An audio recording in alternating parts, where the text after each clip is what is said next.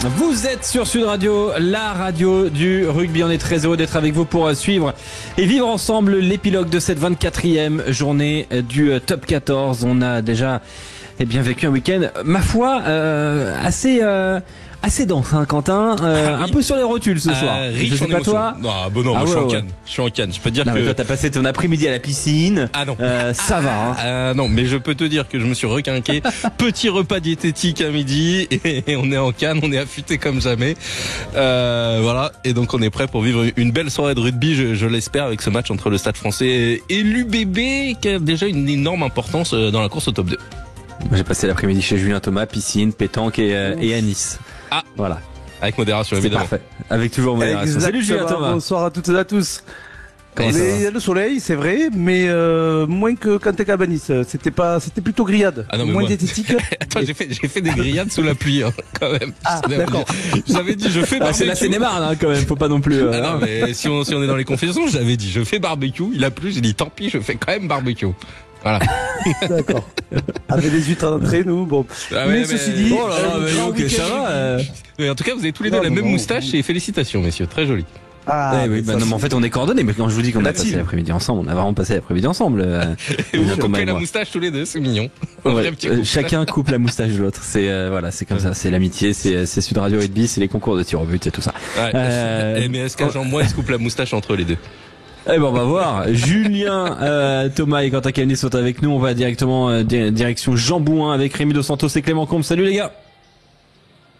Salut. Bonsoir à tous, bonsoir à toutes. Comment ça va? Ah ben on vous entend un peu faible. Je sais pas si c'est qu'il y a zéro ambiance du côté de Jean Bouin ou c'est que vous avez plutôt fait la fête hier soir. Non, normalement ça va. Il y a pas grand monde pour l'instant à Jean Bouin. Il y a juste un peu de musique. C'est rare. C'est rare. Alors Magnéto, non, il y aura du monde ce soir quand même. Il y aura beaucoup de monde ce soir effectivement du côté de ce stade Jean Bouin pour la dernière rencontre de cette 24e journée du Top 14, Stade Français Paris, Union Bordeaux-Bègles, match important, très important même, notamment pour les Parisiens, Rémi Dos Santos. Exactement, puisque les Parisiens peuvent quasiment acter ce soir leur présence dans le top 2 aux côtés de Toulouse, alors qu'il n'est pas encore officiellement qualifié non plus.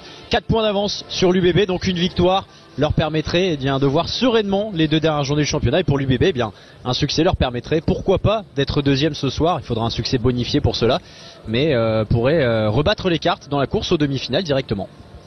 Oui, avec du côté de l'Union Bordeaux-Bègles par contre, Clément Combe, cette dynamique intéressante, cette très grosse victoire la semaine dernière face à La Rochelle, il faut maintenant enchaîner. Ouais, il faut enchaîner. Elle est intéressante cette dynamique. Alors malheureusement, il y a eu 2 grosses pertes. Pardonnez-moi, dans la ligne de 3/4 de l'UBB avec les blessures de Bureau et de Porter. Mais il faut enchaîner et il y a moyen de venir gratter cette 2e place au Stade Français en cas de victoire, si le Stade Français ne grappille pas un point de bonus défensif. Ouais, ça va être un sujet important ce soir sur Sud Radio. On revient dans quelques instants. On va aussi, dans cette prochaine heure, jusqu'au coup d'envoi de ce match entre le Stade Français Paris et l'Union Bordeaux-Bègles, se poser la question: quelle équipe a réalisé la meilleure opération de cette 24e journée? Venez en parler avec nous, 0826 300 300. Il y aura en haut de l'affiche. Quelle était la meilleure affiche de cette 24e journée du Top 14? Il y aura la bagarre entre Julien, Lucien, Quentin, Rémi et Clément. Et puis ensuite, on ira vers la Pro D2.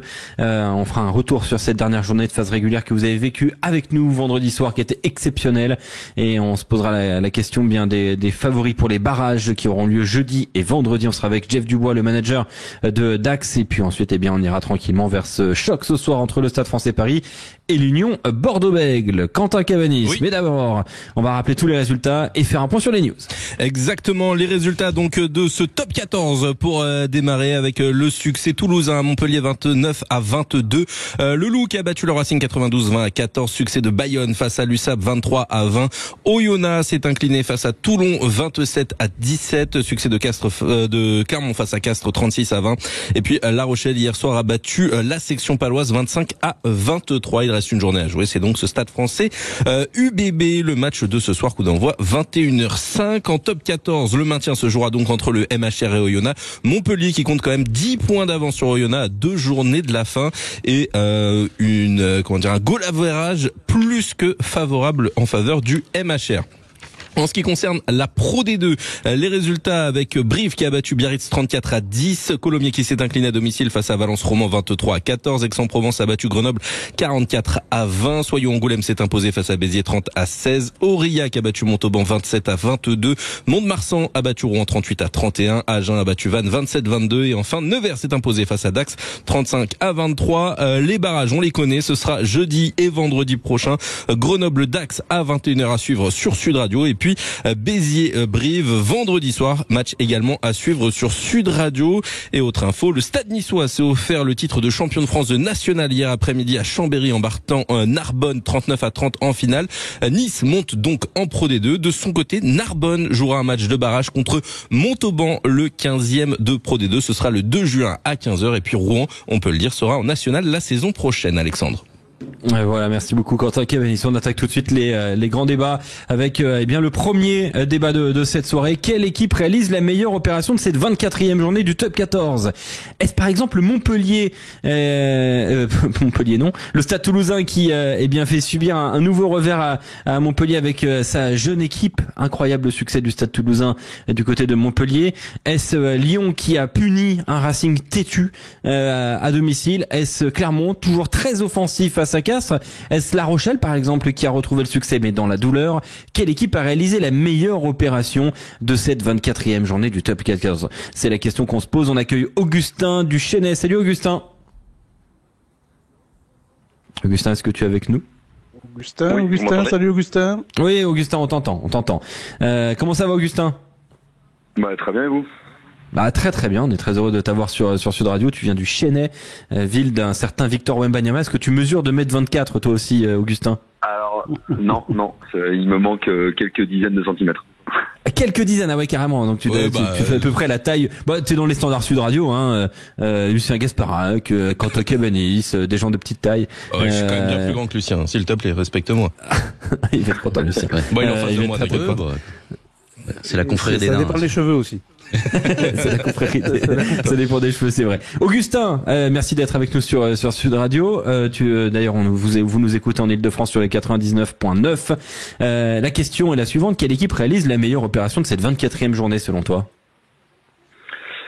Pour moi, c'est un peu compliqué parce que La Rochelle, à la vue de la physionomie du match, on peut dire qu'ils réalisent une bonne opération avec ce qu'ils font ces dernières semaines. Malgré tout, ça reste normal pour moi qu'ils gagnent face à Pau. Toulouse, ils ont beau avoir fait tourner, ils roulent sur tout le monde, mais quand on voit que Montpellier est en crise de confiance, ça ne m'a pas forcément surpris. J'aurais tendance à hésiter entre Lyon et Clermont parce que Lyon, il valait mieux gagner parce que derrière, c'était un match de la peur face à Montpellier et réception de Toulouse. Et pour ce qui est de Clermont, le bonus, en fait, pour moi, est plutôt une bonne affaire. Dans le sens où ils reprennent 4 points à Perpignan, ils reprennent des points à Pau, ils reprennent 5 à Castres, ils reprennent au Racing.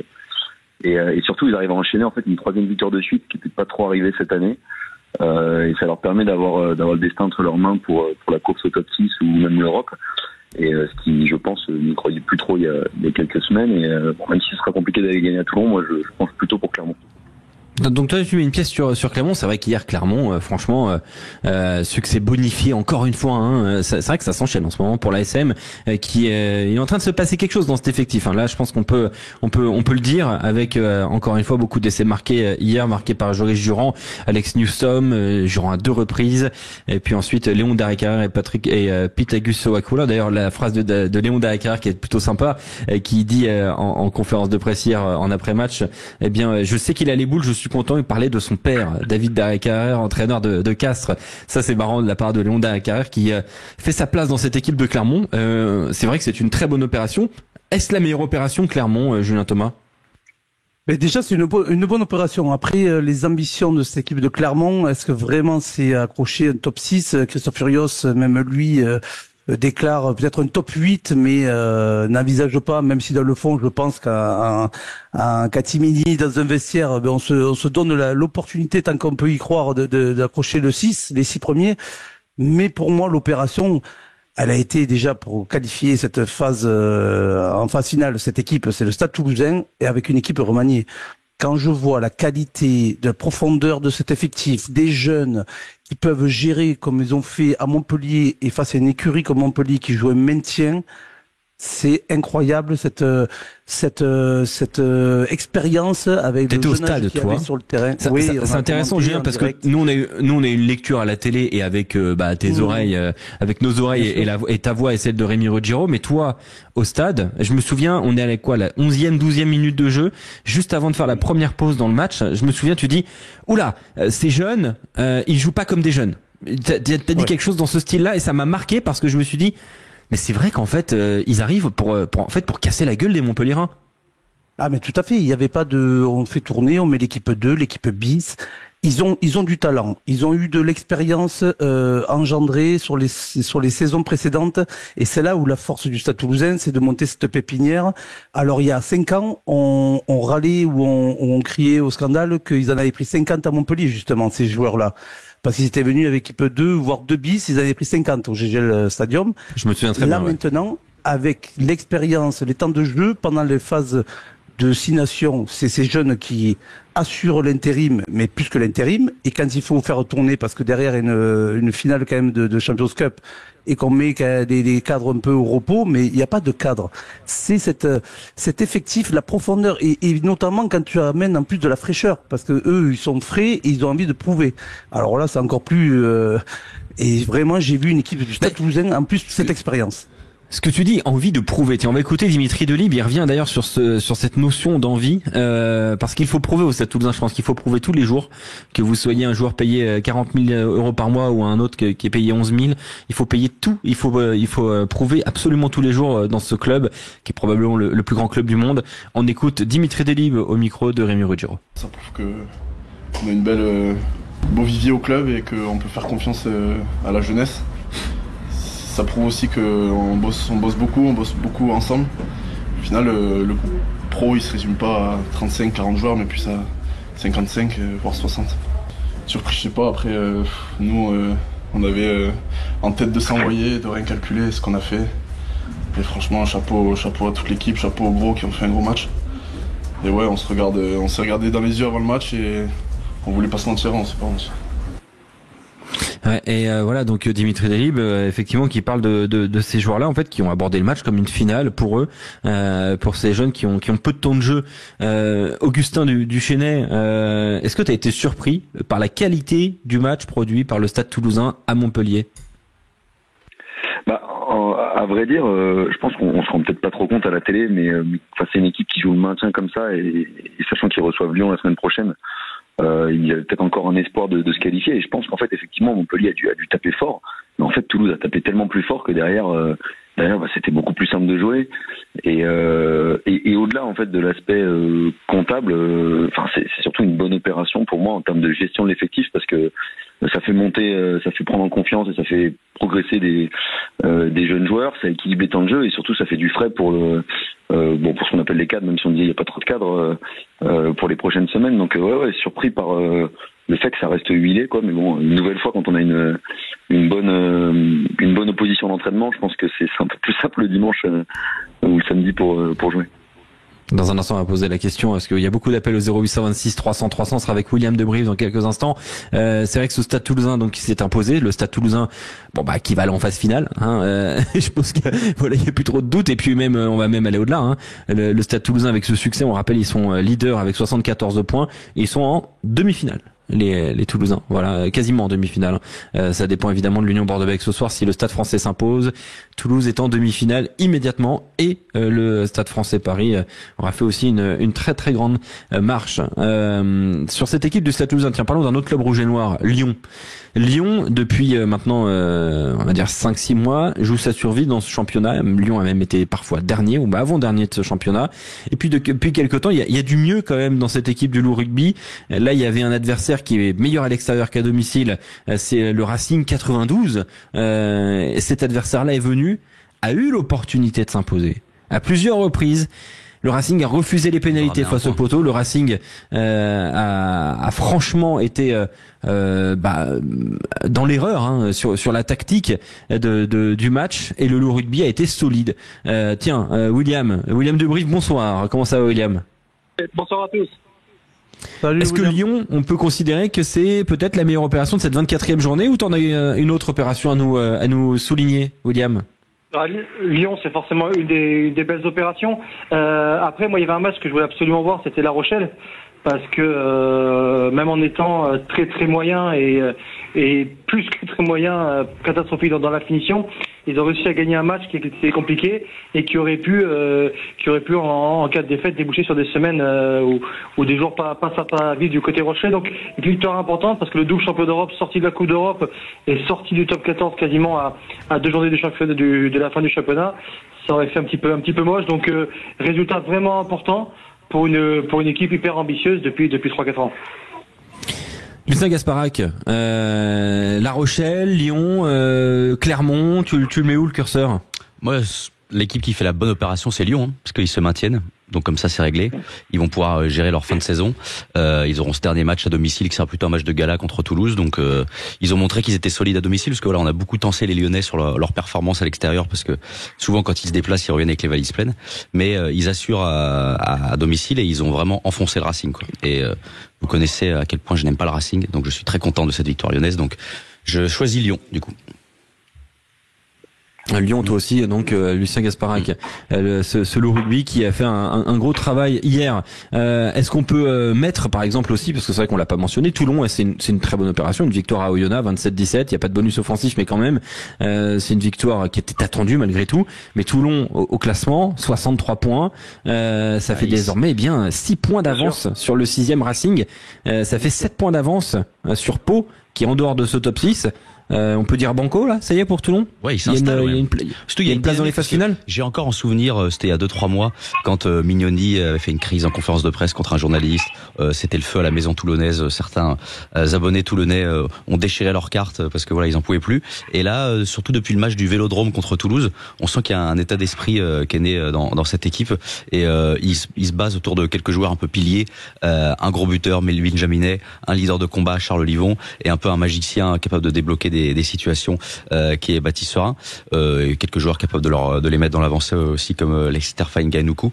Donc ils ont le profil un peu de l'équipe de phase finale, tu sais, l'équipe qui s'est construite dans la difficulté et qui en fait sur juste un gros pack, un gros buteur peut aller embêter du monde. En plus ça va peut-être réveiller le chaudron de Mayol s'ils jouent un barrage à domicile, parce que ça fait des années qu'ils n'ont pas reçu un match de phase finale et qui plus est, il y a un truc pour eux, il y a une petite cerise sur le gâteau s'ils vont en finale du top 14, c'est que cette année, la finale est à Marseille, très proche de Toulon. Donc ce serait une belle motivation pour eux d'aller gagner quasiment à domicile un titre de champion de France. Donc attention à Toulon. Maintenant voilà, dans le jeu, c'est pas encore hyper flamboyant. Hier, bon, c'était la 14e équipe du top 14 qui jouait Oyonnax, ils sont pas allés gagner à Toulouse non plus, mais on sent qu'il se passe quelque chose, et il se passe quelque chose à un bon moment de la saison, c'est-à-dire là où il reste 2 journées, quoi. Là où par exemple, tu vois, ce soir, le Stade Français, on les sent un peu plus déclinants. Et s'ils perdent ce soir, ils vont aborder une dynamique de fin de saison qui sera pas du tout la même. Et on sait à quel point c'est important les dynamiques dans le rugby. Donc je dis méfiance de cette équipe toulonnaise qui a quasiment validé son billet pour les phases finales et surtout pour un barrage à domicile. Julien Thomas. Non, tout à fait. C'est une équipe de Toulon qui montait en puissance. On en avait parlé déjà milieu de saison, qui retrouvait un petit peu un jeu un peu plus huilé, un jeu un peu plus cohérent, parce qu'on les voyait perdus, on les voyait un peu désordonnés, on les voyait pas mettre forcément dans des temps faibles de pouvoir gérer une rencontre. Maintenant, on a vu des joueurs revenir de blessures, on a vu des cadres être présents, on a vu un buteur, mais d'importance bien sûr quand on va vers les phases finales. Et là, j'ai l'impression que forcément, il commence à être dans une spirale très positive. Quand on regarde les 8 derniers matchs, il n'y a que 2 défaites, et il leur reste à aller recevoir Clermont et se déplacer au Stade Français. Donc deux grosses écuries qui vont leur faire quand même du rodage pour attaquer ces phases finales. Pour moi, ils y seront.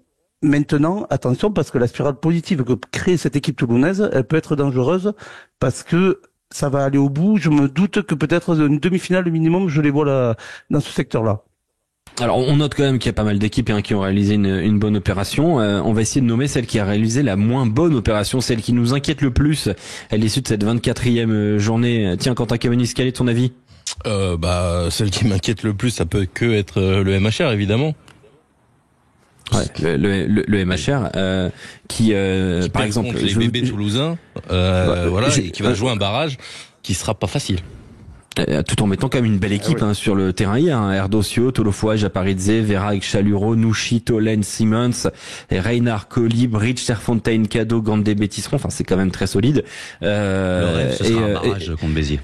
Ce serait hallucinant. Je veux quand même revenir sur les mots de Bernard Laporte. Bernard Laporte, il y a quelques semaines, il y a quelques jours, il a complètement détruit ses prédécesseurs en disant que la gestion avait été scandaleuse, que c'était du travail d'escroc. Ce sont quand même ses mots. Oui. Hier, Louis Carbonel était commotionné. On met Léo Colli en 10.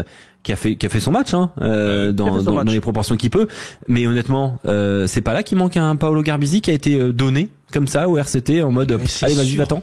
Non mais c'est hallucinant, c'est hallucinant. Cette opération de livrer un 10 de niveau international à une autre équipe en milieu de saison. Parce que voilà, la preuve en est, du coup ils doivent mettre Léo Colli en 10, donc vraiment ce move là il faudrait m'expliquer en fait. Ça c'est pas une gestion douteuse ça, Julien Thomas?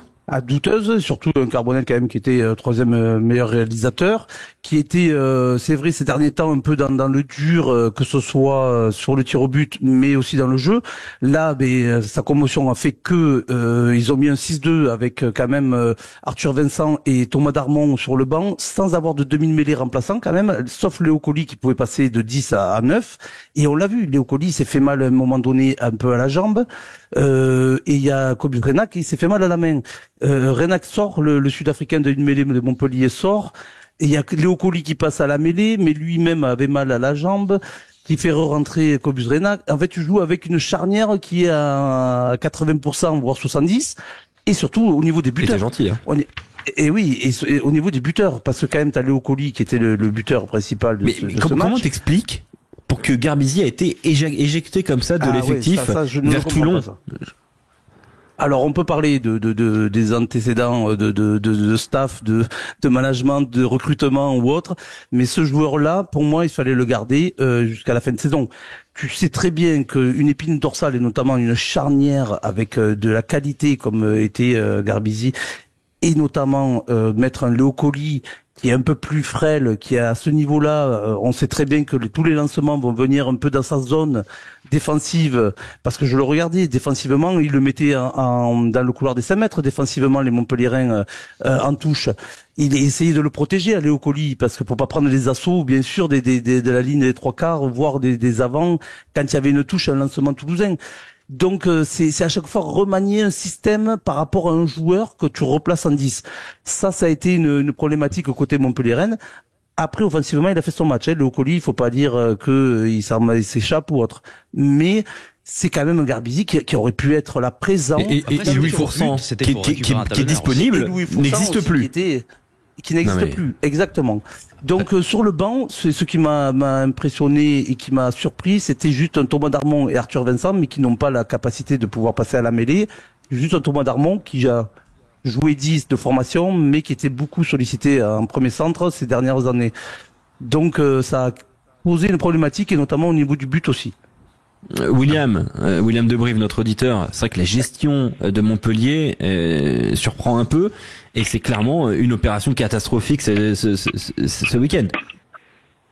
Là, c'est exactement en fait tout ce qu'on peut détester dans le rugby et dans la communication qu'il peut y avoir autour d'un club. On n'attend pas ça derrière la porte ou d'un staff qui a une grosse expérience de top 14. Après, on s'étonne quand même, je sais pas, de la composition du staff, un peu arriver tout le monde d'un seul coup, avec une complémentarité pas vraiment évidente.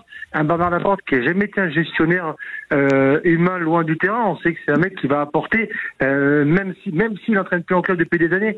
Moi, je l'aurais imaginé sur le terrain, en train d'haranguer les mecs et en train de les déplumer. Au bout de 6 mois, tout le monde le déteste, mais au moins il aurait amené les mecs humainement au combat avec un leadership qu'il a. Sur cette communication, elle est pas bonne. On est à 3 journées de la fin et je dis aux mecs qu'ils sont pas bons et c'est pas vraiment leur faute, mais de toute façon il y a rien à faire avec cet effectif. Donc je trouve que c'est terrible en termes de gestion humaine. Et le cas Garbisi, il pose question, parce qu'aujourd'hui Montpellier se plaint de pas avoir de numéro 10, il y était. C'était pour récupérer un talonneur aussi qu'ils ont fait ça, parce qu'ils ont récupéré Christopher Ictonofuad. C'était le but. Ils en avaient 50 des talonneurs en début de saison. Oui, ils ont viré ils ont viré Latou, ils en ont viré plein des talonneurs. Bien sûr, qui joue à La Rochelle. Et là, on enlève Garbisi. Aujourd'hui, on se plaint de ne pas avoir de 10. Alors Garbisi n'est pas le meilleur 10 du monde, mais il est champion de France avec Montpellier. Donc c'est-à-dire que dans les matchs en jeu, il y a quand même des moments où il a été performant. C'est fou de ne plus avoir de joueurs comme ça dans l'effectif et de maintenir Louis Carbonel qui est en difficulté. Et même Louis Carbonel, dans sa tête, il sait qu'il faisait ses 80 minutes parce qu'il n'y avait pas d'autre solution. Bien sûr, mais sur le jeu, mais c'est surtout aussi que Garbisi, il n'avait pas non plus une volonté première de partir, lui aussi. C'est que je pense qu'il y a eu ah non, on l'a mis dans l'avion ou autre, on l'a mis dans l'avion et puis il a fallu que et il faut rappeler que le MHR n'est pas aussi au niveau des GIF commence à être en difficulté aussi dans ce secteur-là. C'est quand même très très surprenant de la part du MHR cette gestion-là du club. On va petit tour de table. Quant à Cavendish, donc la pire opération de la journée, tu as dit Montpellier, Lucien Gasparac. La pire opération de la journée, je regarde les résultats. En vrai, le Racing, oui, le Racing, parce que le Racing pour toi. Il fallait qu'ils aillent gagner pour espérer pour les phases finales, et là du coup ça sent le roussi. Julien Thomas. Le MHR, ça fait Perpignan et puis là le Stade Toulousain à domicile, ça fait lourd. De ton côté, Augustin du Chesnay. Pour moi, je pense que c'est le MHR aussi, parce que là, perdre à domicile, pour moi, ça entame vraiment la confiance. Et on l'a vu d'un pas le potentiel d'un barrage, le manque de confiance, c'est pas top. William, la pire opération. Ah oui, Montpellier, clairement, parce que je les vois pas prêts à aller sur un barrage où il va falloir se battre, combattre. Là, ils font peur à personne. Donc même sur un barrage, c'est une équipe qui n'est pas comme Perpignan, qui n'est pas forcément prête à se battre sur un match et avec un groupe qui est de 40 mecs qui vont bosser ensemble pour sauver le club. Je pense que ça peut être très compliqué. On veut le barrage contre Béziers.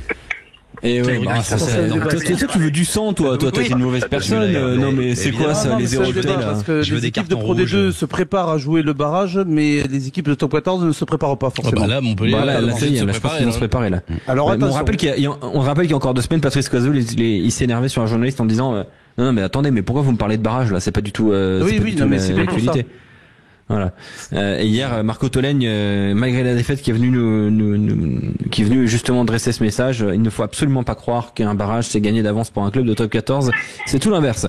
Merci beaucoup, William. Merci à Augustin. Dans un instant sur Sud Radio, en haut de l'affiche. À tout de suite. Sud Radio, au cœur de la mêlée, Alexandre Priam. Vous êtes au cœur de la mêlée sur Sud Radio. À une demi-heure du coup d'envoi de Stade Français Paris Union Bordeaux-Bègles sur notre antenne pour clôturer cette 24e journée du Top 14. On avait toute l'équipe Sud Radio avec Lucien Gasparac, avec Quentin Cavendish, avec Julien Thomas, avec vous au 0826 300 300. On va faire en haut de l'affiche. C'est tout de suite. Je me voyais déjà en haut de l'affiche, en 10 fois plus gros que n'importe qui, mon nom s'étalait. Je me voyais déjà... En haut de l'affiche, c'est quoi? C'est très simple.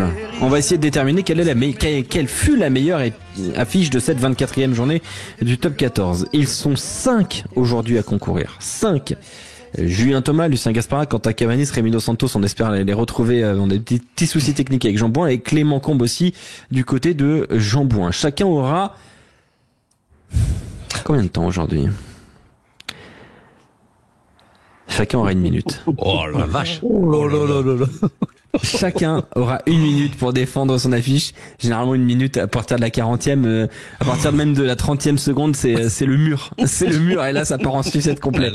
Ils vont chacun faire une plaidoirie argumentée, avec des stats, avec de l'émotion, avec des mots choisis, avec du cœur pour défendre leur affiche qu'ils ont choisie, qu'ils vont défendre à bras le corps. Il y aura un juge impartial exceptionnel ce soir. Franchement, je suis très très heureux de l'avoir en juge ce soir. C'est une première cette saison. C'est moi. C'est pas une première non plus, mais un juge de qualité en tout cas. Merci Quentin Cavendish. Merci beaucoup. Et il y a aucune flatterie, il y a que de la sincérité, évidemment. Allez, ça commence. Ça commence. Excuse-moi, ça fait quand même quelques années que je travaille avec lui. J'ai su connaître son excellence. Combien de temps qu'on bosse ensemble, Quentin? Pas loin de 8. 8 ans? Ouais, je crois. 2 Coupes du Monde. Comme ça. 2 Coupes du Monde. 2 Coupes du Monde. Moi, j'ai connu celle avant, mais t'étais pas encore arrivé, Quentin. Ça fait 10 ans que je suis dans cette maison qui est Sud Radio. On va commencer par... Vous étiez en chambre ensemble pendant la Coupe du Monde? Oui. Dans la même... D'accord, ok. Ça l'enfance, tu sais, il était chez lui, j'étais chez moi. Voilà. Qu'est-ce que je te dise?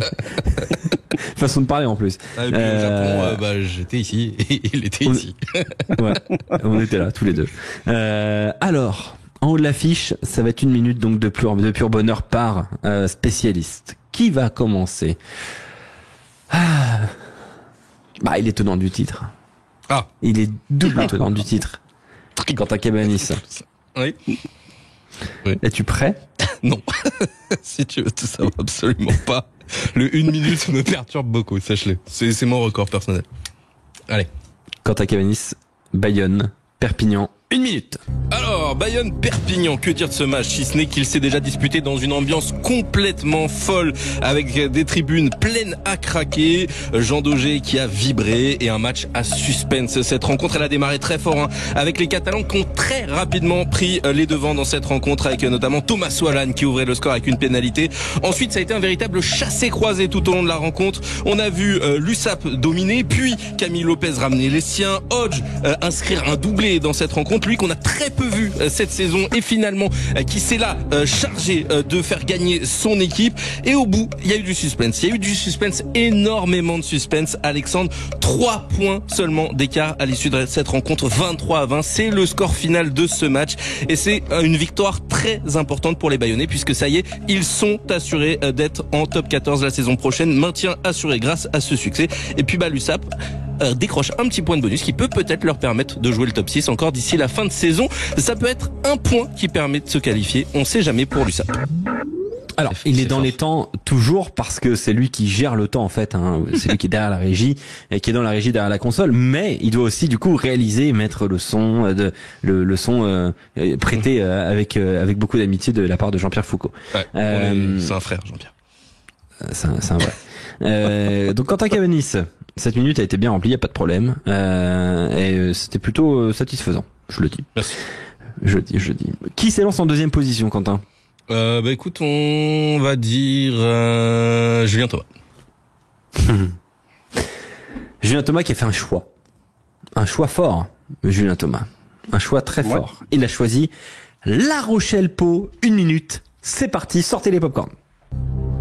Ah, mais là, sortez les popcorns parce que c'est carrément le match de ce week-end. C'est La Rochelle-Pau. Quand on joue le top 6, c'est forcément cette transition, le match charnière quand il reste 2 journées pour accéder dans ces 6 premiers, les phases finales. Et La Rochelle, double tenant du titre quand même, champion d'Europe, a des ambitions. Et elle était en difficulté ces derniers temps.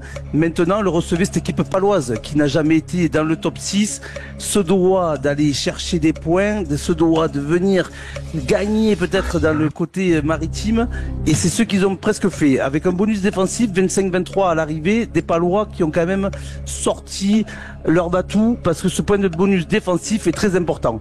Il va falloir récapituler un petit peu le match, c'est-à-dire qu'il a commencé à la 70e minute, avec quand même un essai un peu casquette de Jules Favre, qui a permis aux Maritimes d'avoir ce tournant 25-9, et dans les 10 dernières minutes, c'est des Palois qui ont été très ambitieux, très offensifs, qui sont revenus dans le match, qui ont permis d'aller chercher un défensif. Maintenant, j'ai envie de voir la fin de cette saison. Ah, c'est fini, mais vous m'avez dit quoi? 1 minute 30, moi j'étais. Ouais, non, 1 minute 30. Ah non, 1 minute, attends. Ah, d'accord. 1 minute 30, attends, ça va bien au-delà de tout ce qu'on est capable de faire, nous. 3 quarts d'heure plus tard, il est toujours là. Bon, en tout cas, t'avais des choses à raconter, hein, Julien Thomas. Ah, mais j'en avais, avec grand plaisir. C'était un match plutôt intéressant pour moi dans le top 6. Une sacrée purge. Non. Très intéressant. Les ça, c'est vraiment pas bien, Quentin, de faire ça. Parce que là, quand même, tu viens de déféquer sur la plaidoirie de ton adversaire. Ah non, la plaidoirie était exceptionnelle. La plaidoirie était très bonne. Lucien Gasparel, bonsoir. Bonsoir. La plaidoirie est prête. J'attends. La plaidoirie est prête. Lyon Racing 92, 1 minute. Bonsoir messieurs. Alors j'ai hésité pour cette plaidoirie. Je me suis dit est-ce que je fais 1 minute de silence pour la fin de saison du Racing, mais non, ça va lancer le 10 de secours. Alors du coup on va vraiment expliquer pourquoi ce Lyon Racing était en haut de l'affiche. Tout d'abord parce que Baptiste Couillou, on l'aime. On l'aime ce demi de mêlée et il a marqué son 15e essai en top 14 cette saison. Il va peut-être devenir un jour le meilleur marqueur du top 14 et donc pour ça c'est en haut de l'affiche. Ensuite on a vu le Racing perdre. Voilà, je continue mon militantisme anti-Racing, moi le supporter du Stade Français, et surtout on voit que les Lyonnais se sont maintenus et ça c'est important. Et j'ai fait du travail, j'ai fait une petite enquête sur ce qui s'est passé hier soir après les joueurs lyonnais. J'ai contacté l'analyse vidéo du Loup qui m'a dit ce soir je vais me massacrer. Donc voilà, il faut mettre aussi en avant les joueurs qui fêtent leur maintien. Et pour toutes ces raisons, on est vraiment très très content d'avoir eu la victoire du Loup contre le Racing 20-14. En plus, c'était totalement irrespirable. Et on a commenté ce match hier sur Sud Radio. C'était Alexandre Priam au commentaire.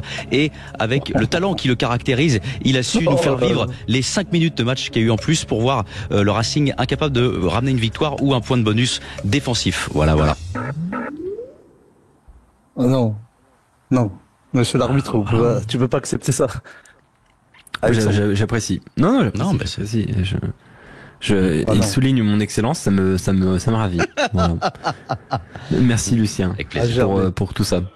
J'ai quand même l'impression qu'on a du mal à voir le stade Jean-Bouin, Quentin. Messieurs, je crois que j'ai une bonne nouvelle. Sur le gong, on va être augmenté. Écoutez ça. C'est le stade Jean-Bouin. Oui, bonjour Rémi Santos. Clément Combe, vous êtes là, c'est magnifique. Ah ouais, mais ils arrivent vraiment sur le gong. On vient d'entendre les plaidoiries de Lucien Gasparac, de Julien Thomas et de Quentin Cabanis. Lucien Gasparac, tu vas devoir choisir qui va passer en suivant entre Rémi Dos Santos et Clément Combe. Rémi Dos Santos qui d'ailleurs ne m'a pas donné son affiche, si je me trompe pas, donc il prendra ce qui reste. Et tu lui imposeras de force. Priorité aux plus jeunes, donc c'est Clément. Clément Combe qui a été le premier à répondre comme souvent et il va défendre Montpellier-Toulouse. Une minute Clément, c'est parti. Une minute. Oui, une minute et c'est parti. Ok, Montpellier-Toulouse, c'est la meilleure affiche de cette 24e journée de top 14. On s'y attendait pas tellement puisqu'il y avait une équipe remaniée de Toulouse. On se disait que Montpellier devait survivre tout simplement dans ce championnat pour pourquoi pas éviter le barrage. Finalement, Toulouse, ils ont envoyé du jeu, ils ont fait ce qu'ils savent faire de mieux. Flamboyant, cette jeunesse, ils se sont fait des passes après contact. Baptiste Germain en maestro, vraiment un formidable animateur. Je sais pas s'il a déjà fait un meilleur match au Stade Toulousain depuis qu'il est arrivé. Puis ça a très bien défendu derrière, c'est ultra solide. C'est la 4e victoire à l'extérieur cette saison du Stade Toulousain. Montpellier finalement derrière ne montre pas grand chose puisque ils ont essayé de répondre présent à l'orgueil en deuxième mi-temps, mais comme le disait Lenny Louchi à la mi-temps, ils réagissent que quand ils sont au fond du seau. Donc forcément ça peut pas fonctionner. Le point positif pour eux, pour le MHR à mon sens, c'est qu'au moins ils savent, ils sont fixés. Ils ont 4 semaines pour se préparer, 4 semaines pour préparer un barrage. Contre qui? J'ai envie de dire qu'on s'en fout un peu et ils s'en fichent un peu. Mais c'était la meilleure affiche de cette 24e journée. Voilà, Clément Combe. Ah, timing respecté. Rémi Dos Santos, il te reste... il y a 2 affiches disponibles. Non, il y en a qu'une en fait. Il en reste qu'une, on est trop là. Il en reste qu'une, oui. Mais il va te proposer de choisir. J'ai comme l'impression que c'est La Rochelle-Pau qui reste, non? Ah non, c'est fait. Oyonnax-Toulon, Rémi Dos Santos, il faut 1 minute. Est-ce qu'il a sur Oyonnax-Toulon, c'est parti. Alors, moi je suis désolé, mais déjà, c'est un match magnifique sur une pelouse magnifique dans un stade magnifique qui est Charles Maton. Oyonnax, c'est une équipe qui sait qu'elle va descendre en Pro D2 depuis plusieurs mois, depuis plusieurs semaines, mais qui continue d'envoyer du jeu, qui joue comme elle sait le faire. Et on a vu de l'autre côté une équipe de Toulon qui galère à l'extérieur cette saison, qui a réussi à s'en sortir et qui a réussi à s'en sortir avec les armes qu'elle maîtrise le mieux, à savoir le pied de Melvin Jaminet, à savoir la folie de Giuta Vainicolo. C'est une équipe qui est en train petit à petit de monter en puissance, de trouver ses automatismes, de trouver sa manière de jouer et qui a eu, avec ce test face à une équipe qui n'a plus rien à perdre comme Oyonnax, qui donne tout, qui lâche les chevaux, ça lui a permis de voir ce qui va se passer, notamment en phase finale quand les matchs vont compter, parce que quand les matchs vont compter, va y avoir ce truc en plus. Et de jouer ce genre de match un peu compliqué, je pense que ça peut souder un groupe. Et je pense que les Toulonnais, ils ont réussi exactement à faire ce qu'il fallait. Donc voilà, face à une équipe de Oyonnax qui, comme d'habitude, tu peux t'arrêter. Superbe. Alors, en vrai, je l'ai entendu qu'une fois le décompte. J'étais trop concentré sur ce que j'avais. Ouais, excusez-moi. Non mais bravo, au pied levé comme ça là, Rémi Dos Santos. De toute façon, c'est là qu'il est meilleur. Ah, il est au pied levé. Ah oui. Au pied levé. En haut de l'affiche, quelle était donc la meilleure affiche de cette 24e journée du Top 14? Vous avez entendu les 5 plaidoiries donc de nos spécialistes. Et Clermont-Castres, d'ailleurs j'ai dit qu'il y avait qu'un seul match, mais en fait il y avait aussi Clermont-Castres, mais j'ai fait exprès de pas le mentionner, ça aurait été trop facile. Parce que c'est vrai que Clermont-Castres c'est un magnifique match, donc c'est pour ça. Du coup on t'a envoyé casse-pipe sur Oyonnax Toulon et t'en es pas mal sorti quand même. Comment ça va se passer? Je vais donner bien le 4e, le 3e, le 2e, puis on découvrira qui s'impose et qui est une merde. Moi je suis juge. Ah d'accord. D'accord, j'aime bien. Ce d'accord est extrêmement désagréable. Non, c'était pour avoir une confirmation. Non, très bien. En 4e position, ce soir. Ah, c'est dur. Vous avez fait des belles prestations, faut le dire. De vraies belles prestations. 4e, ce soir. Clément. Ah ouais? Je suis content. Bravo Clément. Mais lui, ça revient pas. Ouais, je sais pas si c'est un ouais de satisfaction ou de détresse, tu sais.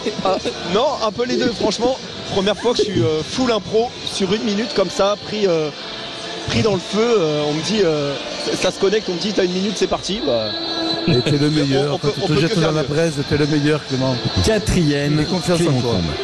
3e, ce soir, sur Sud Radio, Quentin Cabanis. C'est pas mal, ça va.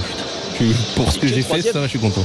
Je suis que 3e, mais finalement avec une ligne décrite parce que j'essaie de régler des problèmes du côté de Jean-Bouin. Et écoute, c'est pas mal. Eh ben, on te remercie pour cette 3e place. 2e ce soir, il a défendu l'indéfendable. Rémi Dos Santos, Oyonnax. Ah, c'est joli. C'est un bel honneur, merci beaucoup. Oh, la dernière place. Il est en train de partir. Il y a Julien Thomas qui est en train de s'en aller. Ah oui, bah là je pense que bon, de toute façon j'avais pas besoin d'un juge pour le savoir comment? Parce que c'est assez évident, je crois, ce soir quand même. Non, je suis suspendu. Bah quand même, attends, Julien, il y a le temps géré, il y a les infos données. Remporte sur haut de l'affiche ce soir, Julien Thomas. Non. Coup dur. Bravo Julien. Moi ce soir, c'est la dernière fois que je viens. Ça tombe bien. Dernier, Lucien Gasparek. Voilà. Dernier. Ah bah oui, dernier. Bah oui, du coup t'es dernier. Non, mais c'est logique, mais bon. Oui. C'est ça, t'es 5e. Oh la vache. Julien Thomas. Je vais envoyer un message à RMC moi, c'est voir si Oh là non. Avez-vous besoin d'un journaliste? Je me sens plus en confiance dans cette rédaction. Tu vas être relégué, c'est ça? On m'humilie. Julien Thomas, explique-nous pourquoi selon toi t'as été largement meilleur que Lucien Gasparek. Mais ce suspense de 10 dernières minutes de La Rochelle-Pau méritait vraiment son pesant d'or. Il a eu tellement d'émotions, et notamment côté Rochelais. Quand je te connais, monsieur l'arbitre, monsieur... Non mais c'est bon, t'as gagné. Refais plus le match. Pardon, excusez-moi, je crois qu'il va d'accord. Non mais c'est pas ça qu'on demande. Je voulais que t'adresses un petit mot à Lucien Gasparek, quand même, qui termine dernier de son haut de l'affiche. Il y a toute la France du rugby qui se moque de nous parce qu'on a élu la plus belle affiche, La Rochelle-Pau. Non mais il y a un moment où de base... Une purge de 80 minutes. Je pense que déjà la différence entre Julien et toi, c'est une question de génétique. Tu vois, vous êtes tous les deux bruns, frisés, mais lui il est beau. Vous êtes tous les deux bruns, frisés, et l'autre il fait du crossfit. Mais il y en a qui est moustachu, pas l'autre. Moi je dois organiser. Non mais Julien Thomas, ce que je voulais, c'est avec ton expérience d'international que tu adresses un petit mot d'encouragement à Lucien Gasparek qui termine dernier. Non mais Lucien, c'est... Non, il faut persévérer. Non, pas l'intérêt, au contraire, du management positif. Il faut toujours persévérer. Et comme dirait peut-être Alexandre Priam, il n'y a pas de défaite négative. C'est toujours de l'apprentissage et pour mieux rebondir. Maintenant, inspire-toi si tu es à côté de mon ami et Pépita Quentin Cabanis, de son talent. Et là, tu pourras te permettre de venir dans la table des trois derniers. Je vais y travailler. D'ici là, va-t'en. C'est ça un petit peu, en fait, le mot. Je vais me raser le crâne et... Tu vas te raser le crâne? Peut-être j'ai me raser le crâne. Allez. Si tu le fais, tu gagnes. De plus. Voilà, bravo Julien Thomas comme d'habitude. On va parler de Pro D2 avec la 30e et dernière journée de Pro D2 avec les résultats. Quentin Cavanis, la victoire de Brive face à Biarritz qui a été déterminante. Parce que ça a permis aux Brivistes d'être 6e devant Nevers. Exactement. Dans les autres résultats, Colomiers s'est incliné face à Valence, Romans 23-14, succès d'Aix-en-Provence face à Grenoble 44-20, Soyaux Angoulême a battu Béziers 30-16, Montauban s'est incliné à Aurillac 27-22, Mont-de-Marsan a battu Rouen 38-31, Agen a battu Vannes 27-22 et Nevers s'est imposé face à Dax 35-23. Les barrages de cette Pro D2, Grenoble-Dax jeudi soir 21h et Béziers-Brive vendredi soir 21h. Tout ça à suivre en direct sur Sud Radio, la radio du rugby, Alexandre. Alors il y a un véritable exploit, mais est-ce qu'on peut vraiment utiliser le mot exploit? Oui, on va l'utiliser au regard de la saison quand même pour l'US Dax. Ah bah oui, parce que c'est un exploit, mais c'est voilà exactement. J'allais le dire quand t'as Cali, c'est un exploit, mais c'est plus une surprise. Bonsoir Jeff Dubois. Bonsoir messieurs et félicitations à Julien. Il a été très très bon. Il a été très bon dans son haut de l'affiche. Il a été absolument excellent. Jeff, plusieurs fois on a eu le plaisir de t'avoir cette saison. On te parlait de phase finale. Tu nous disais c'est vrai qu'on prend le bon chemin, mais s'il n'y est pas encore et ainsi de suite. Là pour le coup, vous l'avez fait. Vous avez d'ailleurs fait ce que personne n'avait jamais fait en Pro D2, c'est-à-dire de monter en Pro D2 et d'aller directement à la 5e place. C'est exceptionnel. C'est une saison extraordinaire qui n'est pas terminée pour Dax. Nous, on met déjà un peu le rétroviseur pour revenir sur la saison, mais j'imagine que vous regardez toujours devant. Oui, franchement, c'est historique. C'est génial pour ce groupe de joueurs dont on avait conservé 75% de l'effectif de la nationale. Donc c'est vraiment top. On avait mis, ça avait été dur au début, mais ils se sont mis au niveau assez rapidement. Et là, on y est. On va jouer Grenoble, qu'on a battu 2 fois cette saison, mais là, ce sera un match totalement différent. Je connais ça, parce qu'avec Bayonne, on avait perdu 2 fois, mais on avait gagné la finale. Donc, je me doute qu'il vaut mieux se préparer. Et on aborde ça avec beaucoup d'enthousiasme et l'envie de faire le plus grand match possible. Voilà, le meilleur match possible. Ouais, c'est vrai que donc il y aura ce barrage évidemment sur Sud Radio jeudi, Grenoble-Dax au stade des Alpes. Cette saison, il y a eu des moments très forts. À quel moment vous vous êtes dit, vous êtes peut-être en arrivant à l'entraînement un jour ou en revenant chez vous le soir en vous disant on peut peut-être le faire en fait. À quel moment il y a eu le déclic dans votre tête, Jeff, où vous vous êtes dit on va peut-être y arriver, on va peut-être aller en phase finale en fait. Alors à quel moment je me suis dit ça Non, jamais. Si forcément sur les dernières semaines. Là, après, franchement j'étais relativement confiant quand on abordait les matchs avec tout le staff notamment parce qu'on faisait des entraînements de qualité. Ça fait quelques mois qu'on s'entraîne vraiment très bien et du coup on abordait les matchs assez sereinement et ce qui s'est produit ça donnait de la et nous on avait confiance et du coup on donnait confiance aux joueurs et ils ont fait le boulot. Après je me souviens pas exactement quand c'est que je me suis dit qu'on pouvait accéder aux phases finales parce qu'on avait quand même un déplacement à Mont-de-Marsan qui était pas facile. Et qu'est-ce qu'on avait fait avant on était à l'avant aussi. Voilà, le dernier bloc était pas simple. Et puis finalement, c'est peut-être un des meilleurs blocs de la saison qu'on ait fait. On est avec Thierry, auditeur Sud Radio, Thierry de Lavernoz-Lacaze. Bonsoir Thierry. Bonsoir. Commune du sud-ouest de Toulouse, derrière Muret. Thierry, bienvenue sur Sud Radio. Merci d'être auditeur Sud Radio Rugby. On est avec Jeff Dubois, ancien entraîneur de l'équipe de France, manager de l'US Dax aujourd'hui. Thierry, est-ce que tu as été surpris par la saison dacquoise et cette 5e place arrachée en Pro D2? Dax, au début c'était pas évident. Mais au fil de la saison, je pense que Dax a pris confiance et avec toute l'équipe qu'il y a, je pense qu'ils peuvent vraiment arriver à sortir un petit peu du lot et peut-être gagner les barrages, quoi. Ah bah le barrage est là, avec un barrage qui aura lieu donc du côté de Grenoble.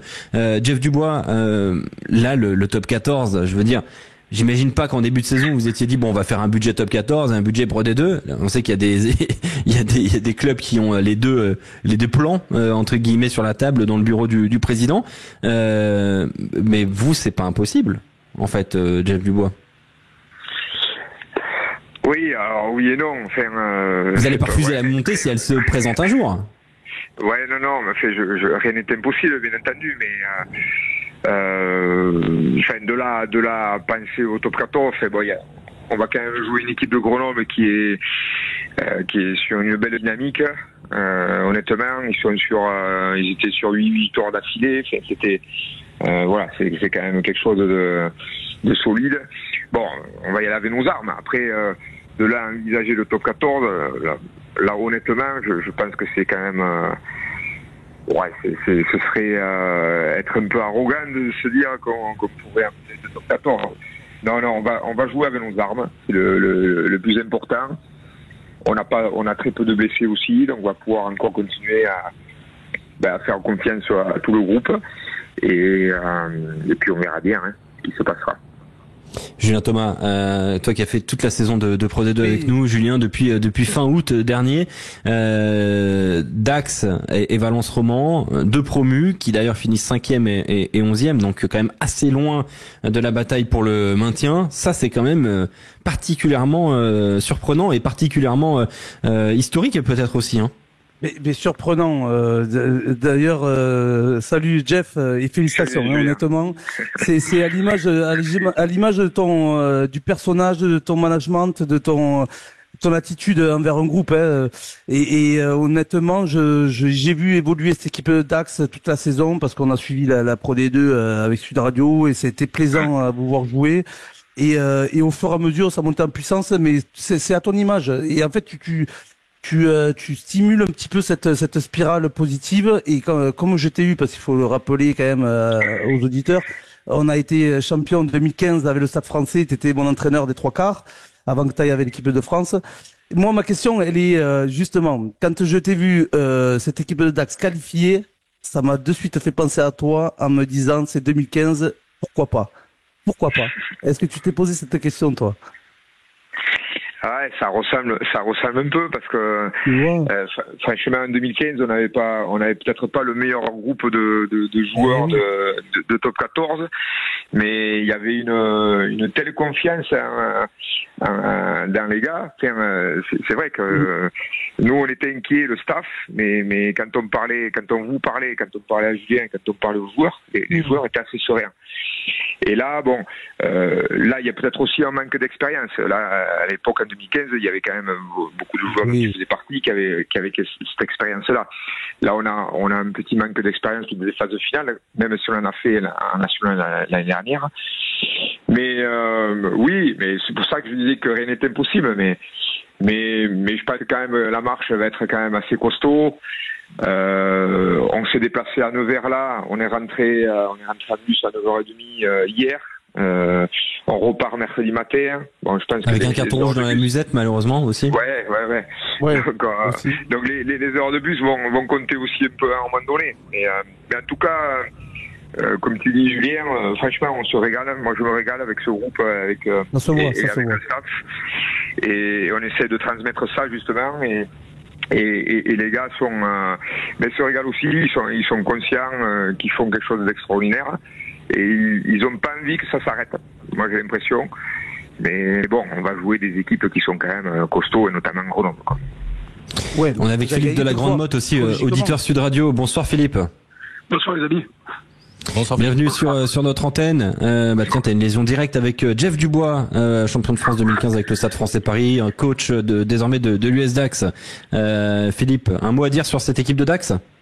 Moi je suis très heureux de leur parcours. Franchement, étonné. Pas étonné parce que Jeff Dubois en connaît, c'est un bon coach. Mais par contre, c'est vrai que ils repartent de bas quoi, et ils font une superbe saison. Moi, je trouve qu'ils jouent un beau rugby. C'est plaisant. C'est vraiment agréable de voir un club historique comme ça qui remonte de nulle part. Et moi, ça fait plaisir. Chapeau. Voilà, c'est vrai que tout le monde vous le dit, hein, Jeff, que votre équipe, elle est agréable à voir jouer. Et il y a une statistique que je veux souligner que je trouve très impressionnante. On a l'habitude de dire que les équipes promues ont des effectifs un petit peu réduits. Eh bien, je suis allé chercher le temps de jeu par joueur en Pro D2. Le premier joueur de Dax arrive à la 69e position seulement. Il y a aucun autre club qui passe un joueur aussi loin. C'est Jean-Baptiste Barrère. Ça montre quand même qu'en finalement votre effectif il est profond, quand même plus que prévu peut-être, Jeff. Ouais, non, mais c'était un souhait aussi de ma part de comme j'avais conservé 75% de l'effectif de national, c'était aussi, on avait recruté quand même 11 ou on avait 10 ou 11 ou 12 joueurs qui avaient de l'expérience, Jean-Baptiste Barrère. Et le souhait au début de la saison, c'était que ces joueurs-là de national montrent qu'ils avaient le niveau de Pro D2. Et du coup, on a instauré pas mal de roulements, avec beaucoup de confiance et de faire confiance aux gens, malgré les 2 premières défaites. Et ça a payé, et puis ça a payé surtout dans le fait que, grâce à nos préparateurs physiques aussi qui ont fait du bon boulot, mais ce roulement, plus la bonne préparation physique, on a eu très peu de blessés. Et ça fait qu'on a gardé une dynamique parce que je savais que la Pro D2 c'était un marathon, c'était très long. Et d'ailleurs, mentalement, il faut se remettre en question parce que les entraînements, on enchaîne les entraînements sur une longue saison.